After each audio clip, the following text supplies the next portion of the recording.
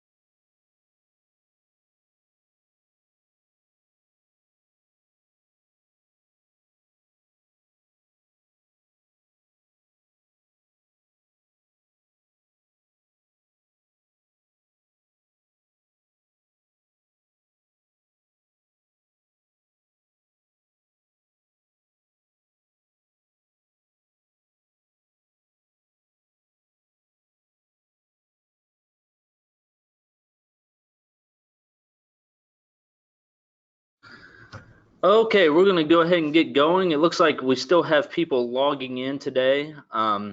If someone wouldn't mind, just take just a moment, jump down into the chat or the question section and let me know that everyone's hearing us okay.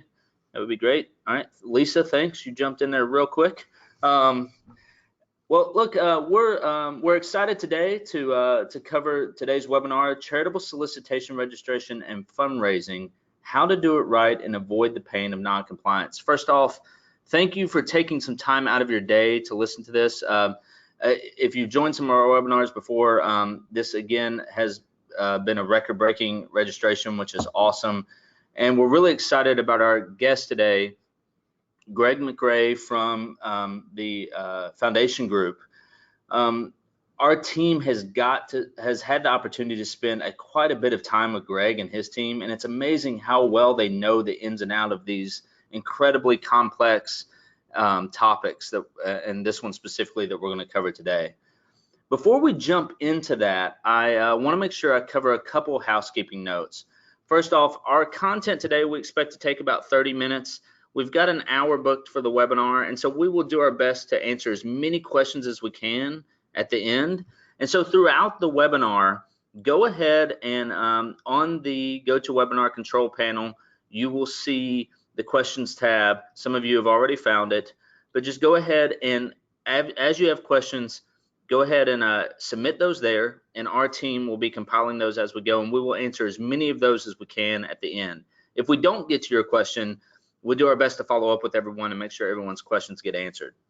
Secondly, we will send a recording and the slide deck to you after the webinar. And so that keeps you from having to figure out what that keystroke is to take a screenshot or anything like that. We'll make sure we get all that information over to you. You can expect that tomorrow. To give you just a little bit more information about Greg and his team. So Greg McRae is an IRS credentialed tax specialist and the founder and CEO of Foundation Group. They're a leading compliance service firm for nonprofits. He and his team have worked with nearly 20,000 nonprofits over the 23 years they've been in business.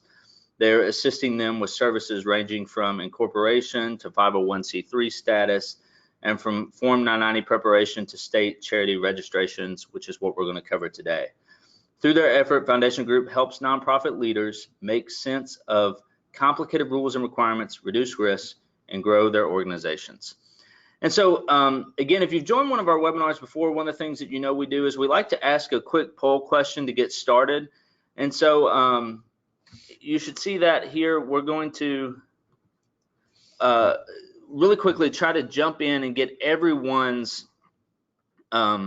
understanding where you feel like you stand with charitable solicitation. So how confident are you that your organization is in charitable solicitation registration compliance? So I'm going to go ahead and launch this poll. We'll give everybody a few seconds to answer. You should see it popping up there on your screen just momentarily. It looks like GoToWebinar is taking just a second.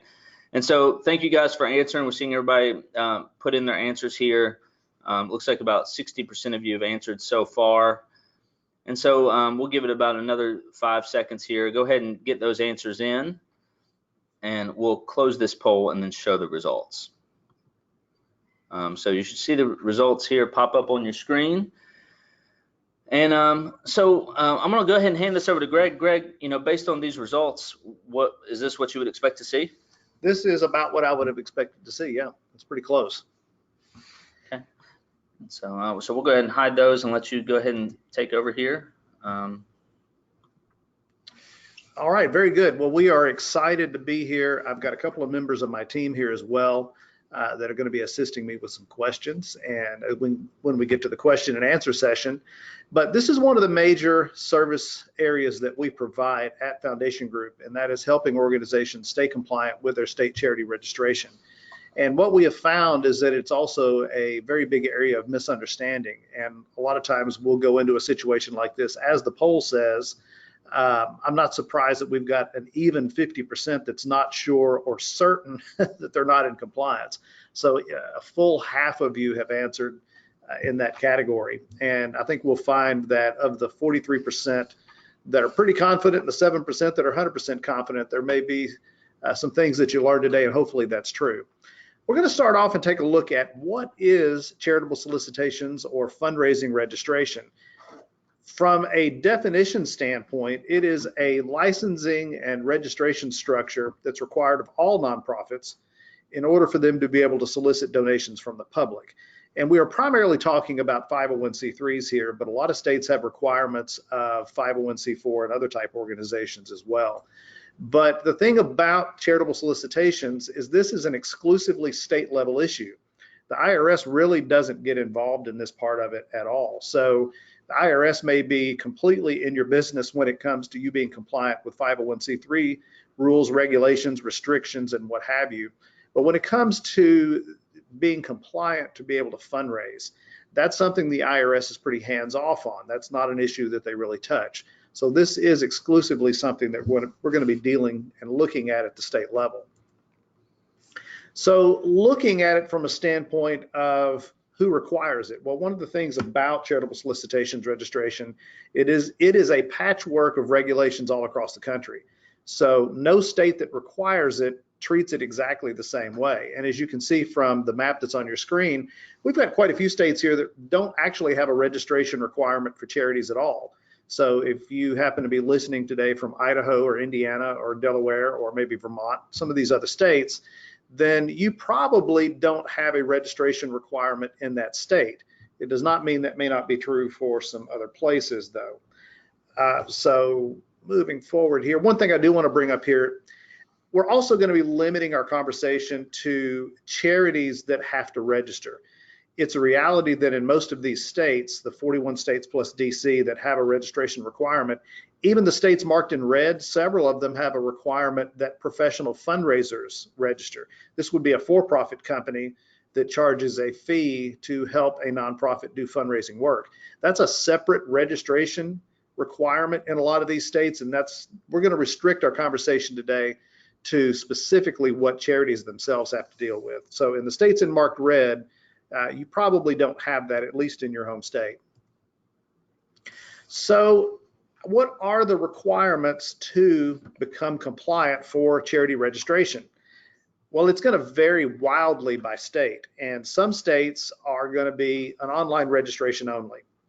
And that means there's not a paperwork version of this. You're basically going to have to log on to the state's Division of Charities, and maybe in your state that's run through the Attorney General's office. Some other states that's run through the Secretary of State. In some cases it's both. Tennessee is a situation where we're at, where both government agencies are involved. But in some states it's an online registration process only. In some other states it's going to be a paper variation only, so it's actually going to be documents that have to be filled out and submitted by snail mail. Some states offer both. One of the things that's pretty consistent across the states, it's not just usually a one-page fill in the blank. Most of these states are going to require detailed financial reporting and or a copy of your IRS Form 990. And this is where it gets difficult and where a lot of organizations may find out they're out of compliance when they thought they weren't. One of the things that the states are notorious for is not being in alignment with what the IRS requires. And this surprises a lot of people. So you have a situation maybe like the state of Massachusetts that is going to require a Form 990 EZ with your registration for to get compliant with the state for charitable solicitations. They're going to require a Form 990 EZ if your organization has as little as $5,000 per year in revenue. And that really surprises a lot of people, especially when the IRS threshold for the same filing is only $50,000. So you've got a huge gap between what the IRS requires and what the state requires. So what we're seeing is that the state requirements are actually tighter in these regards. A lot of the states, you're going to encounter a situation to where above a certain amount of gross revenue, the state's going to require you to hire a CPA firm to actually do an audit of your organization. And this varies from state to state. A lot of states that have this requirement, that threshold is about $500,000 in gross revenue. That's true in our home state of Tennessee. Other states go up as high as $1 million. But in those situations, if you have gross revenue, that's before expenses, so all the organizational revenue coming in a year's time, if it crosses that threshold, then you're in a situation where you would have to actually bring in a CPA firm to do an audit annually. But those states, the state requirements are going to vary all across the country. So let's take a look at some of the registration requirements. So what is required to get registered? Or what brings up the liability to have to do it in the first place? Well, again, this is something that's going to vary significantly from state to state. And what you're looking at here is most states are going to require an organization to have their 501c3 status prior to registration. This is something we deal with a lot at Foundation Group because one of our core services is helping new nonprofits go through the incorporation and 501c3 process to get started. And we work with as many as 650 to 750 such organizations every year. And one of the services that we provide through that setup service is getting registered for charitable solicitations. Well, obviously, clients that are coming in the door ready to get started, one of the first things they want to do is they want to start fundraising. I mean, it's the lifeblood of their organization. So they want to be able to start fundraising quickly. And a lot of times that's just not possible. Their home state may not let them register until they have secured 501c3 status, because that is the one thing that is consistent across the states is they expect registration prior to solicitation. And really where the variable comes in is if you happen to be in a state that will allow you to register to fundraise prior to receiving your IRS credentials. And in most states, that's not going to be the case. A few are going to allow it. But virtually all, as we said, expect registration prior to soliciting the public. And we're going to talk about in just a minute what constitutes a solicitation. And I think that's going to surprise some people. So is registration required of all nonprofits? Well, again, this is something that's going to vary from state to state. Some of the states, if we went back to our map, you would see that the state of Texas is not marked. But actually, Texas has a very narrow requirement as far as organizations that have to register. It is only certain law enforcement nonprofits that have to register in the state of Texas. In the state of Arizona, it's only military-themed organizations primarily. So even if your state has a requirement to register, you may find that your organization is exempt from that registration requirement because of maybe gross revenue. A lot of states have a threshold that unless you raise a lot of money, you're not in a position where you have to go through the entirety of the registration process. In other states, it may be based on purpose, like we talked about in Texas and Arizona. Sometimes it's a type of revenue.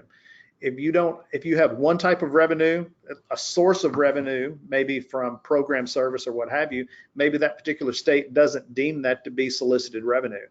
In other states, and I believe it's the state of California, once you receive a certain amount of money from any source for any reason, you have a very short window in which to get registered. So what happens if you find yourself in a situation where you're looking at the rules and the regs for your state and you think, well, I think we're exempt from this, so we don't have to do anything?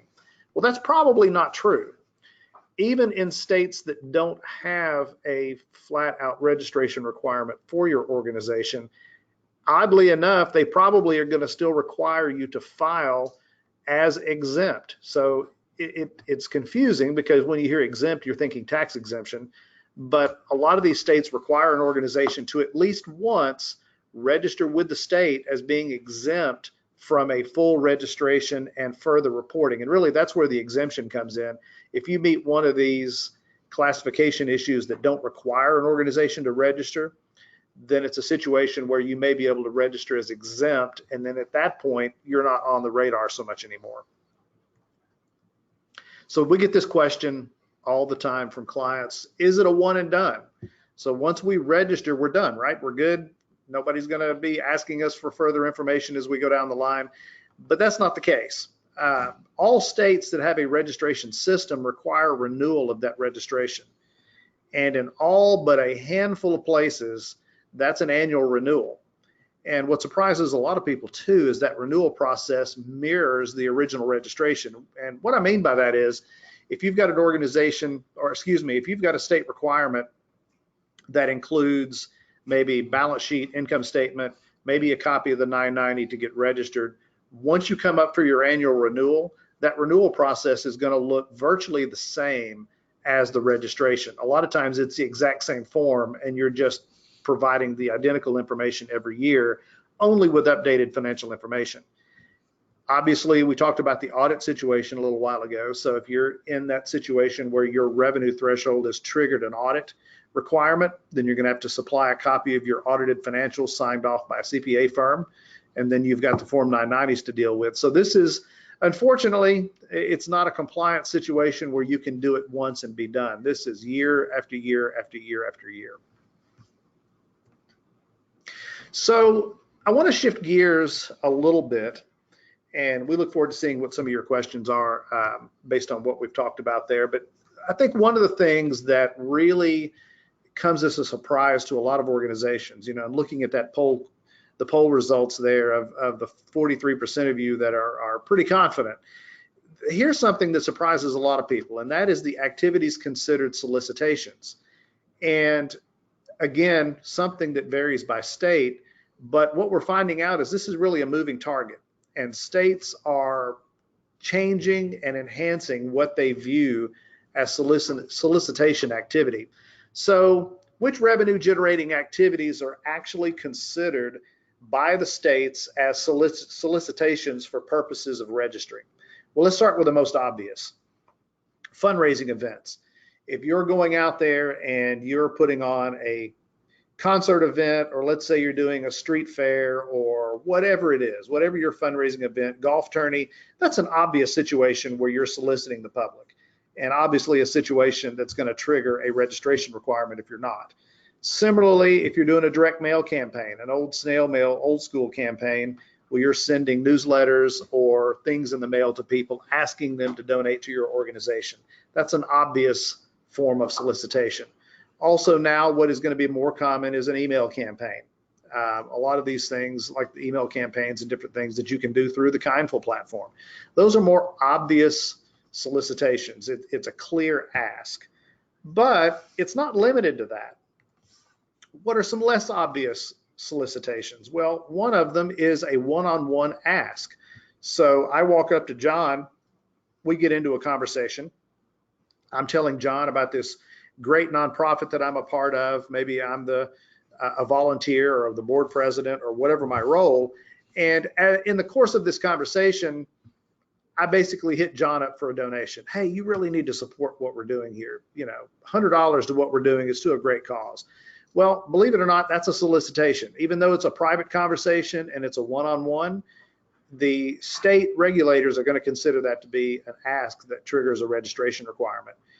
Also, and we're going to get into this in a little more detail in a few minutes, but website donation pages or a donate now button on your website, those are considered solicitations as well. It may be passive in that it's sitting dormant on your website and or static on your website, and it's not like somebody sending something out or doing something actively, but even that passive request is considered a solicitation. Now, here are the ones that kind of surprise people a little bit. These are the least obvious, but actually are considered by many, many of the states to be a solicitation.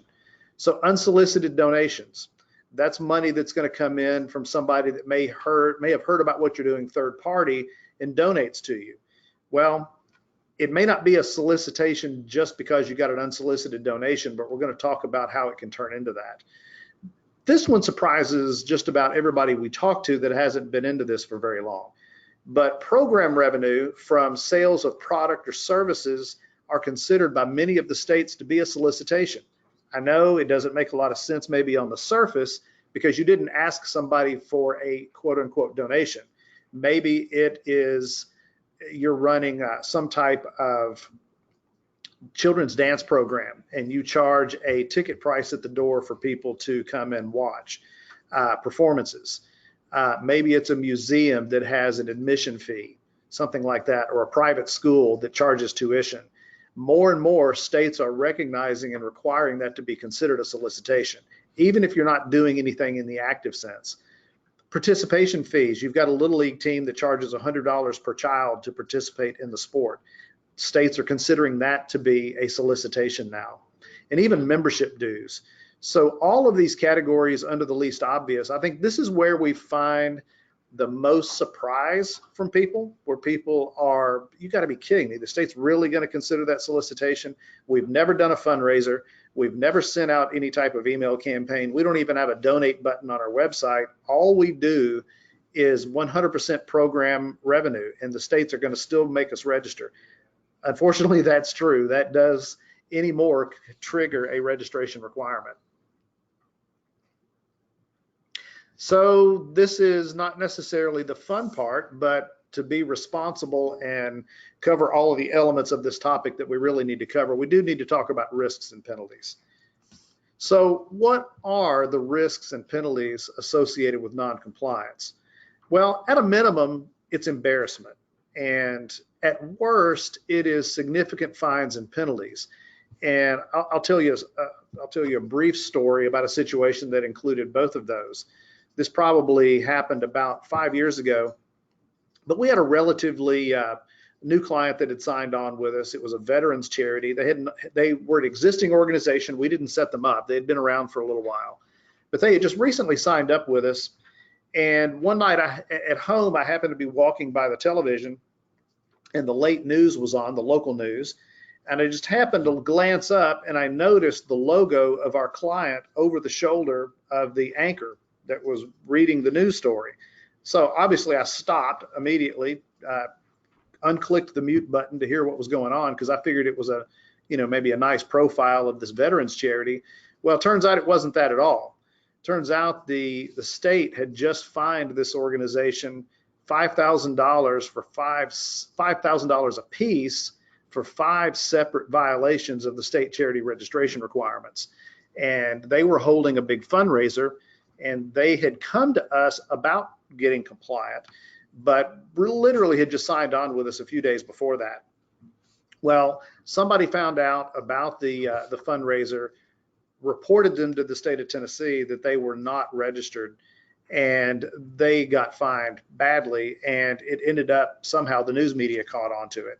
So as it turned out, we were able to work with them, work with the state. The state was great to work through it, and they ended up coming out in a situation where they were fortunate enough to get their penalties abated and everything else, because they really were trying to get compliant. But it absolutely hamstrung their fundraising event. A lot of people in the area saw that news story, and it really painted the organization as, at best, an organization that wasn't paying attention to what they were supposed to do. But I think the takeaway for a lot of people that saw that was that this organization might have been shady when actually it was not. So that just happened to be a real life example that we dealt with in a very public way just here in our local area several years ago. But another penalty and risk associated with noncompliance is if it's very likely that in a situation like that, the state can enjoin you from conducting the activities. And we've seen that happen as well, where the state basically says, no, you guys are not compliant. We found out somebody mailed us a flyer of your fundraising event. You're not registered. You're not doing this. One of the other risks that you run into is, let's say you completely innocently back into a situation where you thought you were compliant, you thought you were doing everything the way that you needed to, but you find out later that, oops, we weren't compliant. There's things that we didn't think we had to register. Obviously we do, or we thought we were registered and it had lapsed. Whatever the situation is, a lot of states, most states I would even say, their primary concern is making sure that you are trying to do things in a compliant manner. And the states really, their main interest is to look after the donating public, but they're very willing to work with organizations that are trying to do things the right way. However, there are a handful of states, South Carolina being one of them, where it's actually written in the state code that if a penalty is issued, the agency that administers it has no ability to remove it. And that's a requirement of state law. So if you find yourself in a situation, even innocently, where you're fined for non-compliance, there may be no way to get out of it or have it removed. So obviously, it's in the best interest of any organization to avoid situations that are non-compliant.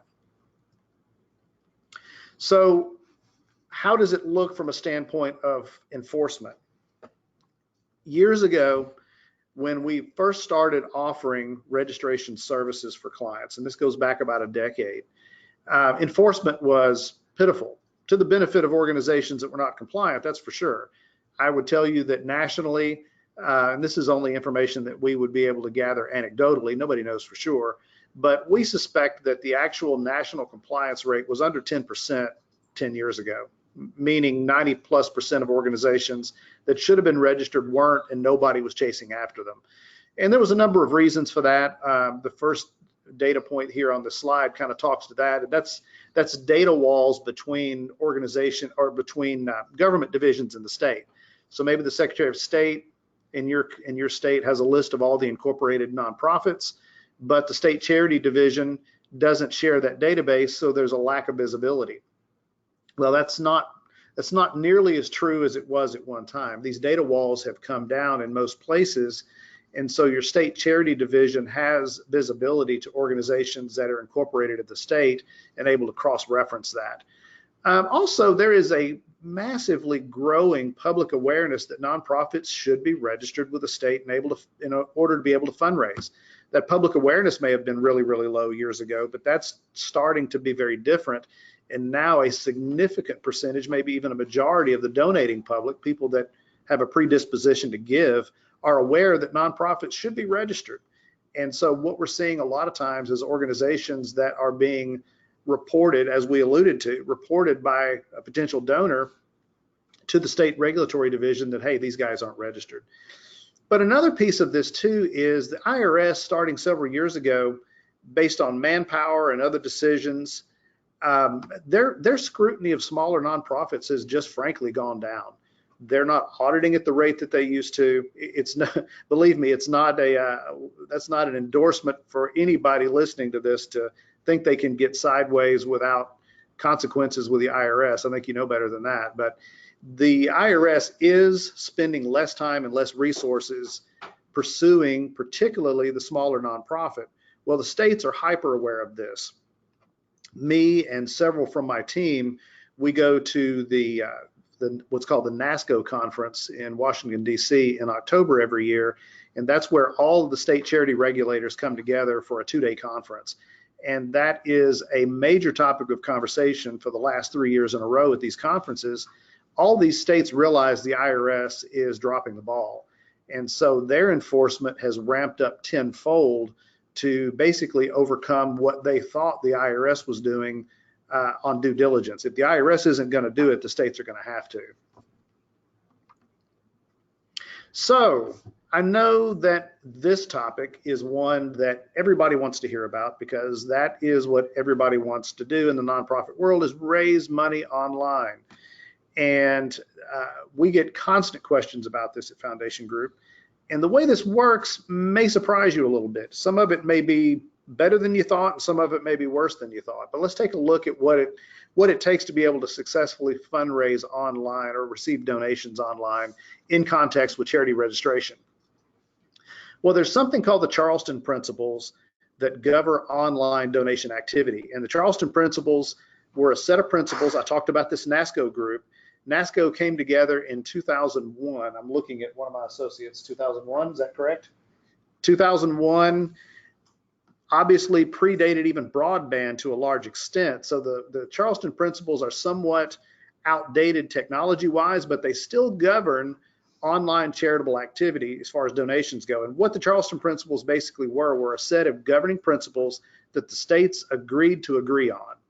And so online donation capability does not necessarily mean that the organization has a nationwide registration requirement. And that's the question we get all the time. So Charity X has a Donate Now button.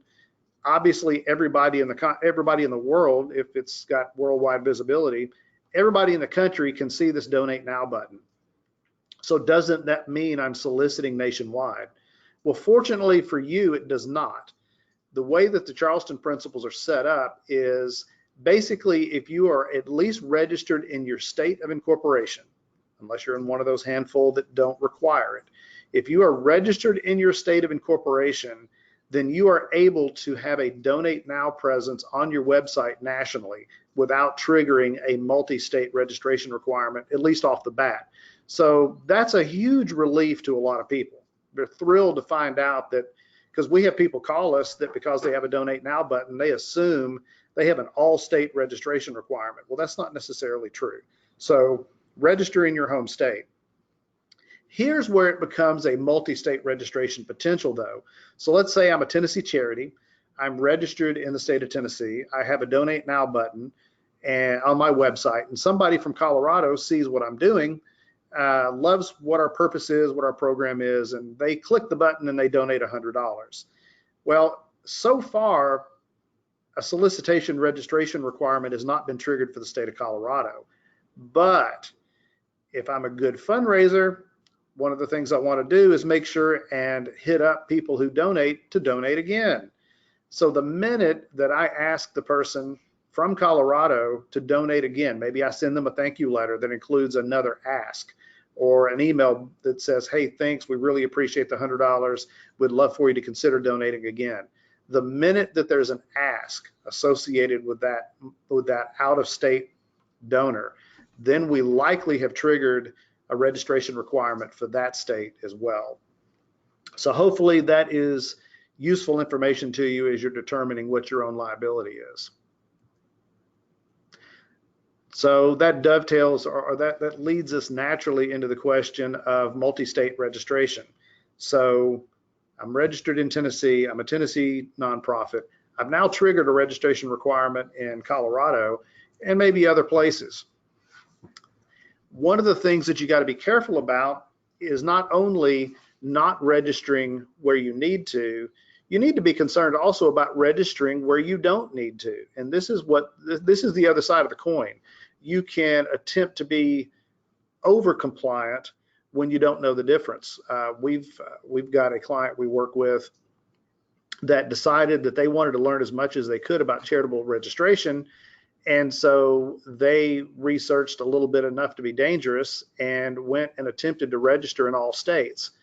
If they had just let us do that for them, they would have realized they only had a registration requirement in about half of those, because the states have very wide-ranging and conflicting requirements. They're not consistent. They're all over the map.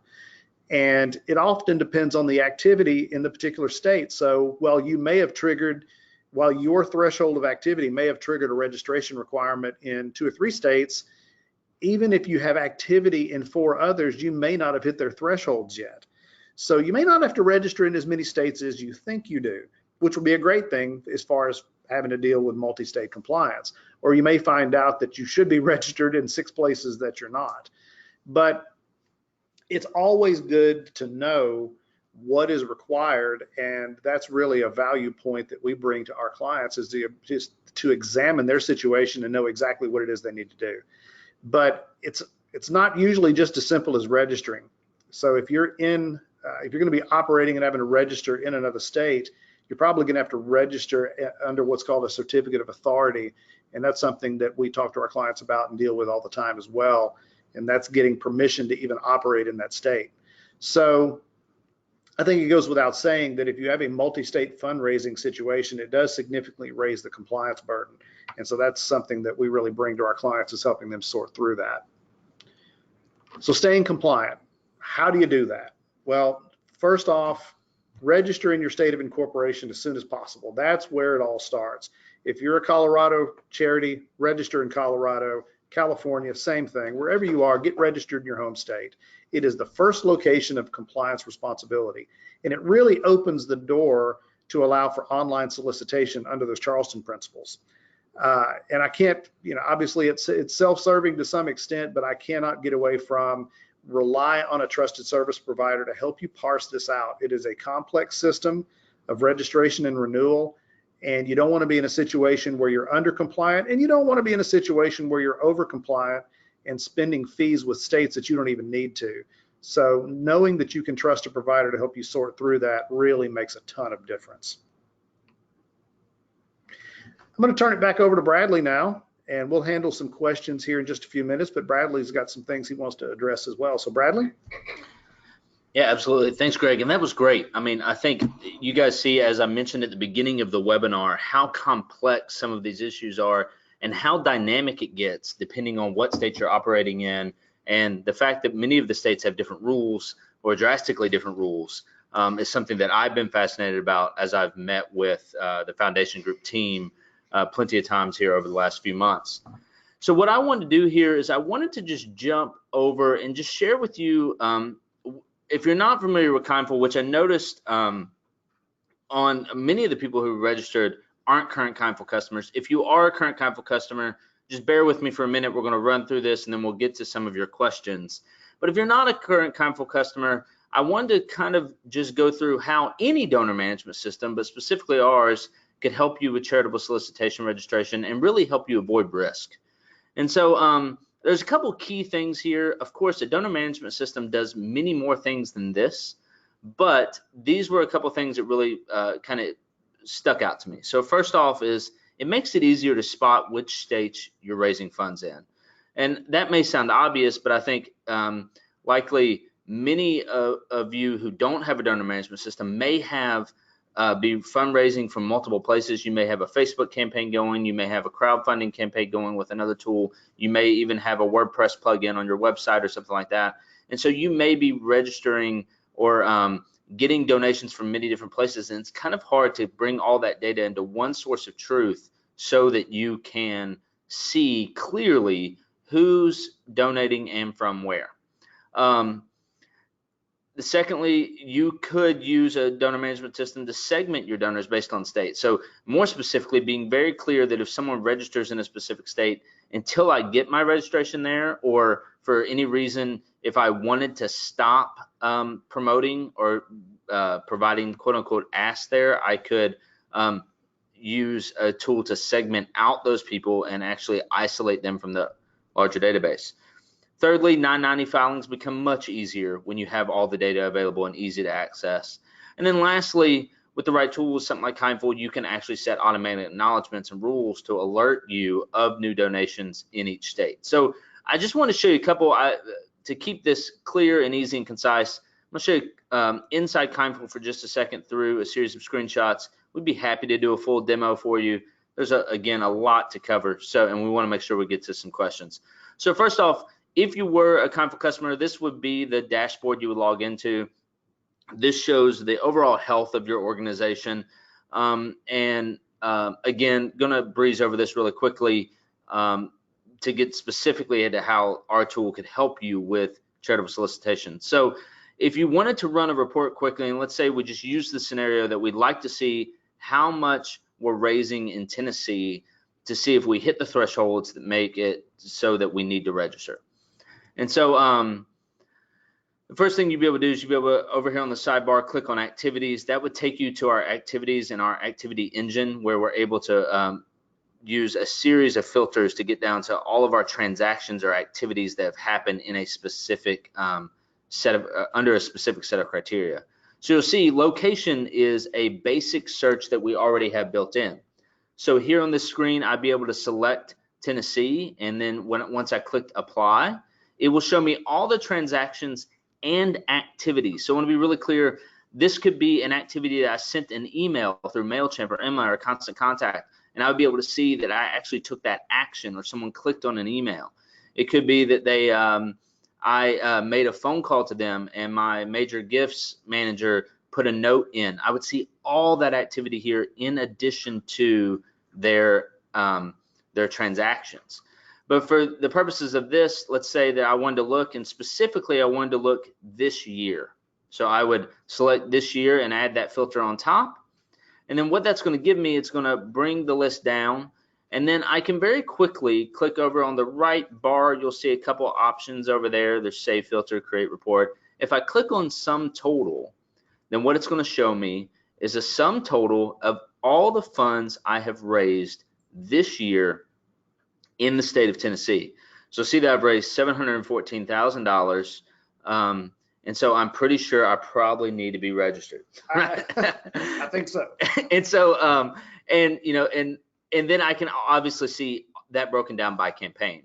Now, the next layer of this is not only can you build this report, you could, in a tool like Kindful, save this report and maybe have it send to you or your compliance officer or someone on your board, whoever you need it to send to, every day, week, month, quarter, whatever you'd like to have it sent.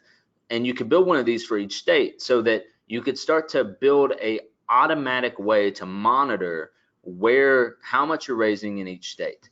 In addition, you're able to just export all this data out easily into a CSV or Excel format and choose what fields you want. So state could be one of those, and you could share that with a team like Foundation Group, and they could really quickly say, hey, here's the areas that you're at risk. Lastly, the thing you'd be able to do with these same type of filters is we have automatic acknowledgments. And so what I mean by that is they don't necessarily send an acknowledgement to your donor immediately. Instead, what they do is they alert your team that an action needs to be taken. So you could build out a set of rules that lets you know the first time you've raised funds or any time you raise funds in a state that isn't necessarily the one that you are already incorporated or registered in. So let's say that you had 10 states you're already registered in, but you want to monitor the ones you're not registered in just to ensure that if any donations come through, you could see those pop up and figure out if you need to consider registration there. And so again, Kindful broadly is a donor management software that helps nonprofits organize their data and manage their donors better so they can make a greater impact on the world. If you'd like to learn more about about Kindful, I'm sure you already know plenty about nonprofits. If you'd like to learn more about Kindful, you can visit our website at kindful.com or email us at hi@kindful.com. Again, my name's Bradley, and you can email me directly at bradley@kindful.com. We'll be happy to answer any questions for you, share you a little bit more about Kindful. And again, this is a promotion I'm just excited to share because we're able to help a lot of people this way. We did this last month, and it was so well received that we're excited to extend it for this whole quarter. And that's our trade up promo. It's something that we tried for the first time. And we really found that many organizations found it incredibly valuable. So if you are at all considering a new donor management system or inquiring about a donor management system, we'd love to chat with you. And what this promo is that Kindful is priced based on the number of contacts you are managing in the system, is that we really upgrade you to the next tier. So if you have 1,000 contacts, which is typically our base tier, we do have one for some smaller organizations if you meet certain requirements, but that you get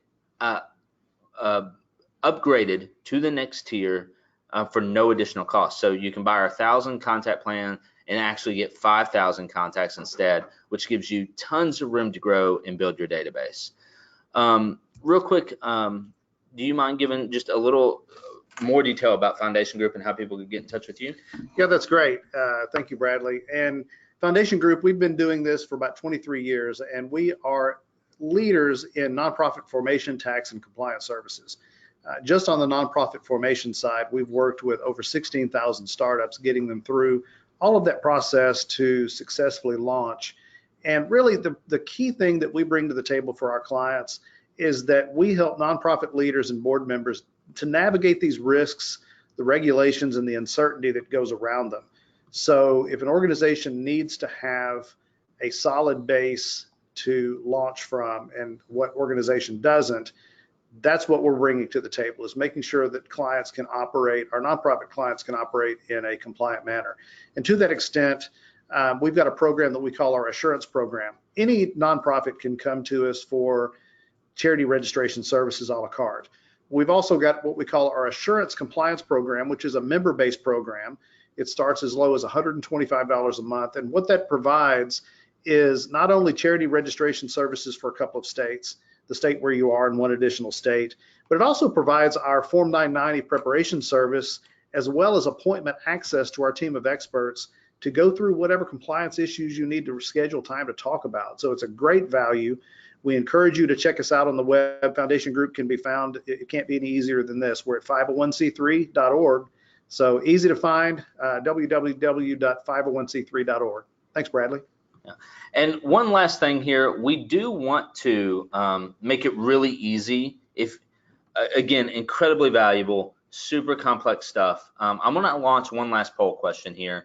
And that's just, if you are interested in having a free charitable solicitation registration risk analysis with one of the team members at Foundation Group, I'm going to go ahead and launch this poll. Just click yes or no thank you, and that's fine. And they'll have someone reach right out. And I do this just because I want to make it super easy to get folks to be able to connect, and it keeps you from having to go fill out a form online and stuff like that. So they'll get in touch with you right away. So I'm gonna leave this up for just another few seconds here, and then we'll go ahead and get it closed. So it looks like about 50% of you have responded. So we'll leave this up for another maybe 5 seconds or so. Get your responses in now if you'd like for them to reach out to you. Okay, great. Now let's jump into questions. And so we have had a ton of questions come in, and our team has been going through them, and compiling them for us. So here's what we're going to do. Greg, if you're okay with this, we're going to go through a kind of a speed round of questions here. We've got about 14 minutes left, and let's see how many we can get answered. And then if there's some left at the end, like I said, we'll do our best to get back in touch with you. Okay. So let's start off with this one. Are there any discussions ongoing in the industry about changing the registration requirements to not be administered at the state level, but instead at the national level? Especially in the digital age, with so many donations coming in online, it seems inefficient. That is a fantastic question, and the answer is we're hopeful. There is a online portal initiative that is, I think there's 13 states involved in that are working together to try to create a single portal. It's the Single Portal Initiative, and essentially you would be able to go to one place and register online in every jurisdiction that you need to. Here's the rub, and here's the only area that we are a little pessimistic.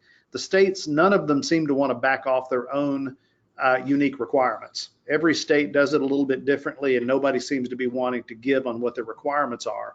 So even if the multi-state portal comes to fruition, and there's real action steps happening with that regard, if it ever comes to fruition, it still remains to be seen how well it's going to work until these states unify their requirements. And that may be the bridge that's too far, but we're hopeful. It's a great question.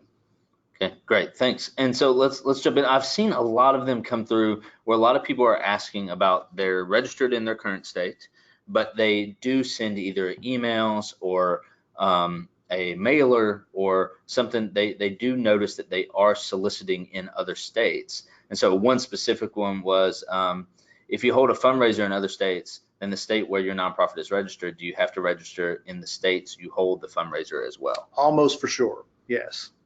Okay. So I think that's, so across the board, if you are soliciting in other states, is that something where you really need to be diving in and figuring out if you're, if those states you need registration? Yeah, if you're conducting events in those states, you're at a minimum you're going to need to get registered. But here's the other thing, and I only had time to brush up against it lightly, but most of these states are also going to require you to get what's called a certificate of authority, and that's with the corporations division. That's not even charity registration. They require you to register. For example, if you're a Tennessee organization holding events in Colorado, I'll use that example again. Colorado is likely going to require you, the corporations division is likely to require you to register as a Tennessee corporation doing business in Colorado, even temporarily, before you're allowed to register to solicit. So it's not even just one step. In so many of these states, if you have activities going on, it's a multi-step process to getting compliant. Okay, so this one I thought was interesting. Someone had commented and said, my understanding is that some states do not follow the Charleston principles. Is this true? If a state does not follow the Charleston principles, must a charity register if they simply have a donate button on their website?